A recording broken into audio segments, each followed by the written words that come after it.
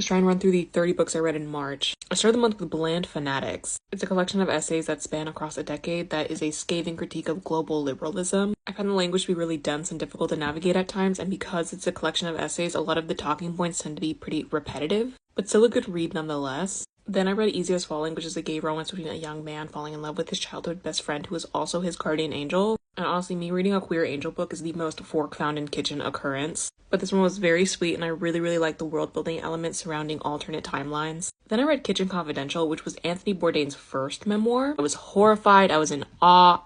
Anthony Bourdain was such a good writer, but also a good storyteller. And this gave me a new perspective on food and the world of kitchen life. I DNF'd Pride and Protest 34% of the way in. Not a fan. Not a fan of this at all. I can't think of a positive, really. Then I read 13, which is kind of like my first courtroom drama in book form. The vibe of it is very season 1 of Criminal Minds meets any general Law and Order episode. I found out halfway into the book that it's book 4 in a series, but I understood everything just fine. Our main character is Eddie Flynn. He used to be a con man, now he's a really good lawyer. This installment covers a celebrity murder trial, and Eddie Flynn's new client is the celebrity who has just been accused of murdering his wife while she was in bed with her lover. But we, the audience, know that this celebrity was framed because we switch back and forth between Eddie Flynn's perspective and the actual serial killer's perspective, because he has managed to work his way to being on the trial, like on the jury for this trial,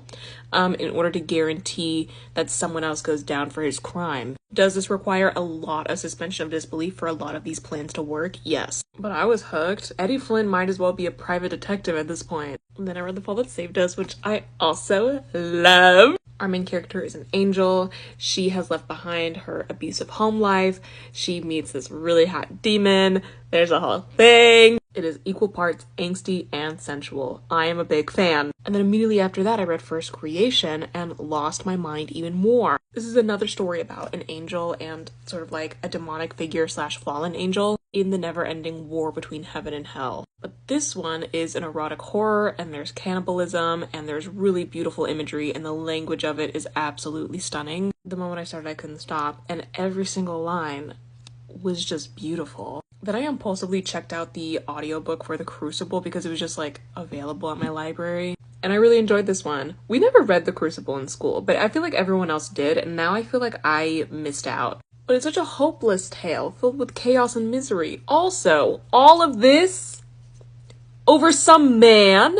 Then I read all 17 installments of this one manga series called Blood on the Tracks. It's a horror, psychological thriller type of thing, and disturbed down to its core. I think there's a spot where it could have ended perfectly in the halfway point, but it just kept going, so I think it loses a lot of steam the longer it goes on. But the first 10 installments are wild. This is about a really unhinged, disturbing relationship between a mother and son, and the tension brought to that dynamic when the son witnesses an act of violence brought on by the mother. What really builds up a strong atmosphere for it, though, is the phenomenal, fantastic illustration work. Then I read Help, I Fell in Love with a Pair of Crocs, and the lore for these croc men goes crazy. Then I read Giovanni's Room by James Baldwin, which is my introduction to James Baldwin, and this absolutely obliterated me. As soon as I was done with it, I bought a physical copy so I can immediately reread it and start marking the language of it. There are just so many beautiful and devastating lines all throughout the work that I can't recover from. Then I read Most Ardently, which is a queer Pride and Prejudice remix. Our main character is Oliver Bennett, and he is a young gay trans man, while Mr. Darcy is a closeted cis gay man. It's most definitely not for Pride and Prejudice purists, but I adore it. It's sweet. It's so sweet. Then I read The Eyes and the Impossible, and this is also one of my top reads of the entire year. It's a middle grade story about a wild dog who lives in the park and how he has this responsibility of being the eyes of the park to watch what goes down. And we watch him not only fall in love with artwork, but also attempt to carry out this plan to free the bison that are in this enclosure at the park. And I just think it's a really beautiful story about allyship and community and family. And then lastly, I read End This Your Living Kiss, my very first piece of Destiel fanfiction from AO3. And on one of my videos talking about it, someone said it, but I can't remember who, but they were so right when they said that their life can be broken up into two halves, the before of this fanfiction and their life after. This was gorgeous and tender, and gut-wrenching and visceral, and also so lovely and so moving. Like, I had such an intense emotional reaction to the entirety of this. And now my new Roman Empire is all the Jack Allen poetry collections I'll never actually be able to read.